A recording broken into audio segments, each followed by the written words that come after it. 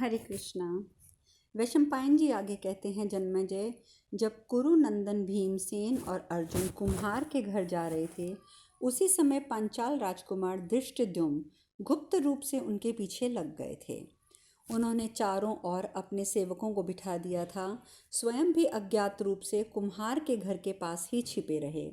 सायंकाल होने पर जब शत्रुओं का मर्दन करने वाले भीमसेन, अर्जुन, महानुभाव नकुल, सहदेव भिक्षा लेकर युधिष्ठिर को निवेदन की, तब इन सबका अंतःकरण उदार था। तब उदार हृदय कुंती ने उस समय द्रौपदी से कहा, भद्रे, तुम भोजन का प्रथम भाग लेकर उससे देवताओं को बलि अर्पण करो तथा ब्राह्मणों को भिक्षा दो, तथा अपने आसपास जो दूसरे मनुष्य आश्रित भाव से रहते हैं, भोजन चाहते हैं, उन्हें भी अन्न परोसो। तदंतर जो शेष बच जाएगा उसके शीघ्र ही इस प्रकार विभाग करो, अन्न का आधा भाग एक के लिए रखो, फिर शेष के 6 भाग करके 4 भाइयों के लिए 4 अलग अलग कर दो। उसके बाद मेरे लिए और अपने लिए भी एक एक भाग पृथक पृथक परोस दो। कल्याणी, ये जो गजराज के समान शरीर वाले हष्ट पुष्ट गौरे युवक बैठे हैं, इनका नाम भीम है। इन्हें अन्न का आधा भाग दे दो। वीरवर भीम सदा से ही अधिक भोजन करने वाले हैं। सास की आज्ञा का पालन करने में ही अपना कल्याण मानती हुई साध्वी राजकुमारी द्रौपदी ने अत्यंत प्रसन्नतापूर्वक कुंती देवी ने जैसा कहा था ठीक वैसा ही किया। उसने उस अन्न का भोजन किया। तदंतर वेगवान वीर माद्री कुमार सहदेव ने धरती पर कुश की शैया बिछा दी। फिर समस्त पांडव वीर अपने अपने मृग चर्म बिछाकर भूमि पर ही सो गए। उन कुरुश्रेष्ठ पांडवों के सिर दक्षिण दिशा की ओर थे। कुंती उनके मस्तक की ओर और द्रौपदी पैरों की ओर पृथ्वी पर ही पांडवों के साथ सो गई। मानो उन कुशासनों पर वह उनके पैरों की तकिया बन गई। वहाँ उस परिस्थिति में रहकर द्रौपदी के मन में तनिक भी दुख नहीं हुआ। उसने उन कुरुश्रेष्ठ वीरों का किंचित मात्र भी तिरस्कार नहीं किया। वे शूरवीर पांडव वहाँ सेनापतियों के योग्य अद्भुत कथाएं कहने लगे। उन्होंने नाना प्रकार के दिव्यास्त्रों, रथों, हाथियों, तलवारों, गदाओं और फरसों की भी चर्चा की। उनकी कही हुई सब बातें उस समय पांचाल राजकुमार धृष्टद्युम्न ने सुनी और उन सभी लोगों के साथ वहां सोई हुई द्रौपदी को भी देखा। तदंतर राजकुमार धृष्टद्युम्न रात में पांडवों का इतिहास तथा उनकी कही हुई सारी बातें राजा द्रुपद को पूर्ण रूप से सुनाने के लिए बड़ी उतावली के साथ राजभवन में गए।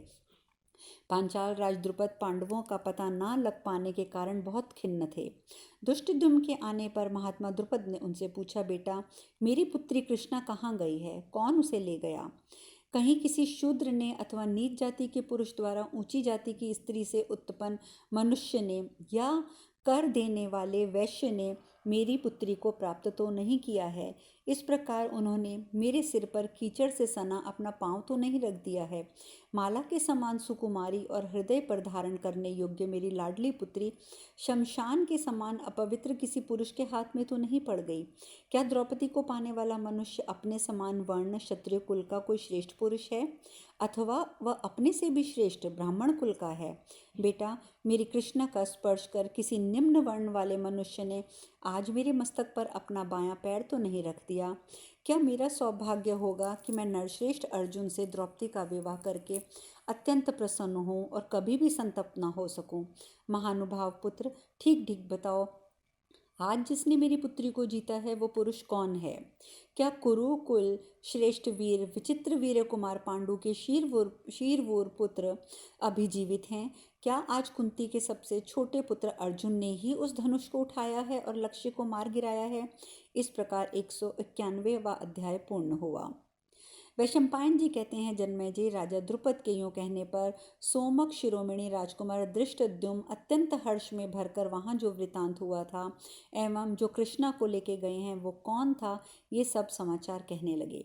धृष्टद्युम्न बोले, महाराज, जिन विशाल और लाल नेत्रों वाले कृष्ण मृग चर्मधारी तथा देवताओं के समान मनोहर रूप वाले तरुण वीर ने श्रेष्ठ धनुष पर प्रत्यंचा चढ़ाई और लक्ष्य को वेद कर पृथ्वी पर गिराया था, वे किसी का भी साथ न करके अकेले ही बड़े वेग से आगे बढ़े। उस समय बहुत से श्रेष्ठ ब्राह्मणों ने उन्हें घेरा हुआ था और उनकी भूरी भूरी प्रशंसा भी कर रहे थे। संपूर्ण देवताओं और ऋषियों से सेवित देवराज इंद्र जैसे दैत्यों की सेना के भीतर निशंक होकर विचरते, उस प्रकार के वे नवयुवक वीर निर्भीक होकर राजाओं के बीच से निकले। उस समय राजकुमारी कृष्णा अत्यंत प्रसन्न हो उनका मृग चर्म थाम कर ठीक उसी प्रकार उनके पीछे पीछे जा रही थी जैसे गजराज के पीछे हथनी जा रही हो। यह देखकर राजा लोग सहन न कर सके और क्रोध में भरकर युद्ध करने के लिए चारों ओर से टूट पड़े थे। तब एक दूसरा वीर बहुत बड़े वृक्ष को उखाड़कर राजाओं की उस मंडली में कूद पड़ा और जैसे कोप में भरे हुए यमराज समस्त प्राणियों का संहार करते हैं, उसी प्रकार उन नरेशों को मानो काल के गाल में भेजने लगा। नरेंद्र, चंद्रमा और सूर्य की भांति प्रकाशित होने वाले दोनों नरश्रेष्ठ सब राजाओं के देखते देखते द्रौपदी को साथ लेकर नगर के बाहर कुम्हार के घर में चले गए। उस घर में अग्निशिखा के समान तेजस्विनी एक स्त्री बैठी हुई थी। मेरा अनुमान है वे वीरों की माता रही होगी। उसके पास अग्नितुल्य तेजस्वी जैसे वैसे ही 3 नरवीर और श्रेष्ठ बैठे हुए थे। उन दोनों वीरों ने माता के चरणों में प्रणाम करके द्रौपदी से भी उन्हें प्रणाम करने के लिए कहा। प्रणाम करके वहीं खड़ी हुई कृष्णा को उन्होंने माता को सौंप दिया और स्वयं वे नरश्रेष्ठ वीर भिक्षा लेने के लिए चले गए। जब वे लौटे तब उनकी भिक्षा में मिले हुए अन्न को लेकर उनकी माता के आज्ञानुसार द्रौपदी ने देवताओं को बलि समर्पित की, ब्राह्मणों को दिया और उन वृद्धा स्त्री और प्रमुख नरवीरों को अलग अलग भोजन परोसकर अंत में बचा हुआ स्वयं खाया। राजन, भोजन के बाद वे सब सो गए। कृष्णा उनके पैरों के समीप सोई। धरती पर उसकी शैया बिछी हुई थी। नीचे कुश की चटाइयाँ थी और उसके ऊपर मृग चर्म बिछा था। सोते समय वे वर्षा काल के मेघ के समान गंभीर गर्जना करते हुए आपस में बड़ी विचित्र विचित्र बातें करने लगे। वे 5 वीर जो बातें कर रहे थे वे वैश्यों, शूद्रों और ब्राह्मणों जैसी नहीं थी। राजन, जिस प्रकार वे युद्ध का वर्णन करते थे उससे ये मान लेने में तनिक भी संदेह नहीं रह जाता कि ये लोग क्षत्रिय शिरोमणि हैं। हमने सुना है कि कुंती के पुत्र लाक्षागृह की आग में जलने से बच गए हैं। अतः हमारे मन में जो पांडवों के संबंध में अभिलाषा थी अवश्य वही सफल हुई जान पड़ती है। जिस प्रकार उन्होंने धनुष पर बलपूर्वक प्रत्यंचा चढ़ाई, जिस तरह दुर्भेद्य लक्ष्य को बेद गिराया, जिस प्रकार वे सभी भाई आपस में बातें करते हैं, उससे ये निश्चय हो जाता है कि कुंती के पुत्र ही ब्राह्मण वेश में छिपे हुए विचर रहे हैं। जन्मेजय, इस समाचार से द्रुपद को बहुत प्रसन्नता हुई। उन्होंने उसी समय उनके पास अपने पुरोहित को भेजते हुए कहा, आप उन लोगों से कहिएगा कि मैं आप लोगों का परिचय जानना चाहता हूँ। क्या आप लोग महात्मा पांडु के पुत्र हैं? राजा का अनुरोध मानकर पुरोहित गए और सबकी प्रशंसा करके राजा द्रुपद के वचनों को ठीक ठीक एक के बाद एक करके क्रमशः कहने लगे। वरदान के योग्य वीर पुरुषों, वर देने में समर्थ पांचाल देश के राजा द्रुपद आप लोगों का परिचय जानना चाहते हैं। इन वीर पुरुष को लक्ष्य भेद करते हुए देखकर उन्हें हर्ष की सीमा नहीं रह गई है। आप लोग अपनी जाति, कुल आदि का यथावत वर्णन करें, शत्रुओं के माथे पर पैर रखें और मेरे अनुचरों सहित पांचाल राज के हृदय को आनंद प्रदान करें। महाराज पांडु राजा द्रुपद की आत्मा के समान प्रिय मित्र थे, इसलिए उनकी ये अभिलाषा थी कि मैं अपनी इस पुत्री का विवाह पांडु कुमार से करूं, उसे राजा पांडु को पुत्रवधू के रूप में समर्पित करूं। सर्वांग सुंदर शूरवीरों, राजा द्रुपद के हृदय में नित्य निरंतर ये कामना रही है कि मोटी और विशाल भुजाओं वाले अर्जुन मेरी पुत्री का धर्मपूर्वक पाणी ग्रहण करें। उनका ये कहना है कि यदि मेरा यह मनोरथ पूर्ण हो जाए तो मैं समझूंगा कि ये मेरे शुभ कर्मों का फल प्राप्त हुआ है। यही मेरे लिए यश, पुण्य और हित की बात होगी। जब विनयशील पुरोहित जी सब बात कह चुके तब राजा युधिष्ठिर ने उनकी ओर देखकर पास बैठे हुए भीमसेन को आज्ञा दी, इन्हें पाद्य और अर्घ्य समर्पित करो। ये राजा द्रुपद के माननीय पुरोहित हैं, अतः इनका हमें विशेष आदर सत्कार करना चाहिए। जन्मेजय, जब भीमसेन ने पाद्य अर्घ्य निवेदन करने के उनका विधिवत पूजन किया, उनकी दी हुई पूजा को प्रसन्नतापूर्वक ग्रहण करके पुरोहित जी जब बड़े सुख से आसन पर बैठ गए, तब राजा युधिष्ठिर ने उन ब्राह्मण देवता से कहा, राजा युधिष्ठिर बोले, पांचाल देश के द्रुपद ने ये कन्या अपनी इच्छा से नहीं दी है। उन्होंने अपने धर्म के अनुसार लक्ष्य वेद की शर्त करके अपनी कन्या देने का निश्चय किया था और उस वीर पुरुष ने उसी शर्त को पूर्ण करके ये कन्या प्राप्त की है। राजा ने वहाँ वर्ण, शील, कुल, गोत्र के विषय में कोई अभिप्राय व्यक्त नहीं किया था। धनुष पर प्रत्यंचा चढ़ाकर लक्ष्य वेद कर देने पर ही कन्यादान की घोषणा की गई थी। उस महात्मा वीर ने उसी घोषणा के अनुसार राजाओं की मंडली में राजकुमारी कृष्णा पर विजय पाई है। ऐसी दशा में सोमक वंशी राजा द्रुपद को अब सुख का अभाव करने वाला संताप नहीं करना चाहिए। ब्राह्मण राजा द्रुपद की जो पहले की अभिलाषा है वह भी पूर्ण होगी। इस राजकन्या को हम सर्वथा ग्रहण करने योग्य एवं उत्तम मानते हैं। कोई बलहीन पुरुष उस विशाल धनुष पर प्रत्यंचा नहीं चढ़ा सकता था। जिसने अस्त्र विद्या की पूर्ण शिक्षा ना पाई हो, ऐसे पुरुष के लिए अथवा किसी नीच कुल के मनुष्य के लिए भी उस लक्ष्य को गिराना असंभव था।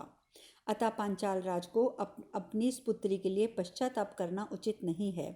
इस पृथ्वी पर उस वीर के सिवा ऐसा कोई मनुष्य नहीं है जो इस लक्ष्य को वेद सके। राजा युधिष्ठिर यूँ कह रहे थे कि पांचाल राज द्रुपद के पास से एक दूसरा मनुष्य ये समाचार देने के लिए शीघ्रतापूर्वक आया कि राजभवन में आप लोगों के लिए भोजन तैयार है। इस प्रकार आदि पर्व के अंतर्गत वैवाहिक पर्व में पुरोहित युधिष्ठिर विषयक 192वां अध्याय पूर्ण हुआ। दूत ने आकर बोला, महाराज द्रुपद ने विवाह के निमित्त बारातियों को जिमाने के लिए उत्तम भोजन सामग्री तैयार कराई है। अतः आप लोग संपूर्ण दैनिक कार्यों से निवृत्त हो जाएं। राजकुमारी कृष्णा को भी विवाह विधि से वहीं प्राप्त करें, इसमें विलंब नहीं करना चाहिए। वे सुवर्णमय कमलों से सुशोभित तथा राजाओं की सवारी के योग्य विचित्र रथ खड़े हैं। उनमें उत्तम घोड़े जुते हैं। उन पर आप सवार हो जाइए और महाराज द्रुपद के महल की ओर पधारिए। वैशंपायन जी कहते हैं, जन्मेजय, वहाँ से सभी श्रेष्ठ कुरुश्रेष्ठ पांडव पुरोहित जी को विदा करके उन विशाल रथों पर आरूढ़ हो राजभवन की ओर चल पड़े। उस समय कुंती और कृष्णा एक साथ ही एक ही सवारी पर बैठी हुई थी। भारत, उस समय धर्मराज युधिष्ठिर ने जो बातें कही थी उन्हें पुरोहित के मुख से सुनकर उन कुरुश्रेष्ठ वीरों के शील स्वभाव की परीक्षा लेने के लिए राजा द्रुपद ने अनेक प्रकार की वस्तुओं का संग्रह किया। राजन, सब प्रकार के फल, सुंदर ढंग से बनाई हुई मालाएं, कवच, ढाल, आसन, गौएं, रस्सियां, बीज, खेती के अन्य सामान तथा अन्य कारीगरों के से सब सामान पूर्ण रूप से वहां संग्रहित किए गए थे। उनके सिवा खेलने के लिए जो आवश्यक वस्तुएं थी उन सबको राजा द्रुपद ने वहां जुटा रखा था। दूसरी ओर कवच, चमकती हुई ढालें, तलवारें, बड़े बड़े विचित्र घोड़े, रथ, श्रेष्ठ धनुष, विचित्र बाण, सुवर्ण भूषित शक्तियाँ, सृष्टियाँ, भ्रास, भूषुंडियाँ, फरसे और सब प्रकार की युद्ध सामग्री, उत्तम वस्तुओं से युक्त शैया, आसन और नाना प्रकार के वस्त्र भी वहां संग्रह करके रखे गए थे। कुंती देवी स्त्री साध्वी कृष्णा को साथ लेकर द्रुपद के रनिवास में गईं। वहां की उदार हृदय स्त्रियों ने कौरव राज पांडु की धर्मपत्नी का बड़ा आदर सत्कार किया। राजन, पांडवों की चाल ढाल सिंह के समान पराक्रम सूचक थी। उनकी आंखें सांड के समान बड़ी बड़ी थी। उन्होंने काले मृग के चर्म के ही दुपट्टे ओढ़ रखे थे। उनकी हंसली में हड्डियां मांस में छिपी हुई थी और भुजाएं नागराज के शरीर के समान मोटी और विशाल थीं। उन पुरुष सिंह पांडवों को देखकर राजा द्रुपद, उनके सभी पुत्र, मंत्री, इष्टमित्र, समस्त नौकर चाकर, ये सब के सब वहां बड़ी प्रसन्नता से एकत्र हो गए। वे नरश्रेष्ठ वीर पांडव वहां लगे हुए पाद पीठ सहित बहुमूल्य श्रेष्ठ सिंहासनों पर बिना किसी हिचक और संकोच के, मन में तनिक भी विस्मय न करते हुए छोटे बड़े छोटे के क्रम में जा बैठे। तब स्वच्छ और सुंदर पोशाक पहने हुए दास दासी और रसोइयों ने सोने चांदी के बर्तनों में राजाओं के समान करने योग्य भोजन, अनेक प्रकार की सामान्य और विशेष भोजन सामग्री वहां लाकर परोसी। मनुष्यों में श्रेष्ठ पांडव वहां अपनी रुचि के अनुसार उन सब वस्तुओं को खाकर बहुत प्रसन्न हुए। राजन, तदंतर वहां संग्रह की हुई अन्य सब भोग वैभव की सामग्रियों को छोड़कर वे वीर पहले उसी स्थान पर गए जहां युद्ध की सामग्रियां रखी गई थी। जन्मेजय, ये सब देखकर राजा द्रुपद, राजकुमार और सभी प्रधानमंत्री बहुत प्रसन्न हुए और उनके पास जाकर उन्होंने अपने मन में यही निश्चय किया कि ये राजकुमार कुंती देवी के ही पुत्र हैं। इस प्रकार आदि पर्व के अंतर्गत युधिष्ठिर आदि की परीक्षा विषयक 193वां अध्याय पूर्ण हुआ। जन्मेजय तदंतर महातेजस्वी उदारचित पांचाल राज द्रुपद ने अत्यंत कांतिमान कुंती पुत्र राजकुमार युधिष्ठिर को अपने पास बुलाकर ब्राह्मणोचित आतिथ्य सत्कार के द्वारा उन्हें अपना कर पूछा, हमें कैसे ज्ञात हो कि आप लोग किस वर्ण के हैं? हम आपको क्षत्रिय, ब्राह्मण, गुण संपन्न वैश्य और शूद्र क्या समझें? अथवा माया का आश्रय लेकर ब्राह्मण रूप से सब दिशाओं में विचरने वाले आप लोग कोई देवता हैं, ये माने। जान पड़ता है आप कृष्णा को पाने के लिए यहाँ दर्शक बनकर आए हुए देवता ही हैं। आप सच्ची बात हमें बता दें, क्योंकि आपके विषय में हमको बहुत बड़ा संदेह हो रहा है। परम तप, आपसे रहस्य की बात सुनकर क्या हमारे इस संशय का नाश और मन का संतोष होगा? क्या हमारा भाग्य उदय होगा? आप स्वेच्छा से ही सच्ची बात हमें बताएं। राजाओं में ईष्ट और पूर्त की अपेक्षा सत्य की अधिक महिमा है, अतः असत्य नहीं बोलना चाहिए। देवताओं के समान तेजस्वी शत्रुसूदन, मैं आपकी बात सुनकर निश्चय ही विधिपूर्वक विवाह की तैयारी करूंगा। यह सुनकर युधिष्ठिर महाराज बोले, पांचाल देश, आप उदास ना हो, आपको प्रसन्न होना चाहिए। आपके मन में जो अभीष्ट कामना थी वह निश्चय ही आज पूरी हुई है, इसमें संशय नहीं है। राजन, हम लोग क्षत्रिय हैं, हम ही महात्मा पांडु के पुत्र हैं। मुझे कुंती का ज्येष्ठ पुत्र समझिए। ये दोनों भीमसेन और अर्जुन हैं। राजन, इन्हीं दोनों ने समस्त राजाओं के समूह में आपकी पुत्री को जीता है। उधर वे दोनों नकुल और सहदेव हैं। माता कुंती वहीं गई हैं जहां राजकुमारी कृष्णा हैं। नरश्रेष्ठ, अब आपकी मानसिक चिंता निकल जानी चाहिए। हम लोग क्षत्रिय हैं। आपकी यह पुत्री कृष्णा कमलिनी की भांति एक सरोवर से दूसरे सरोवर को ही प्राप्त हुई है।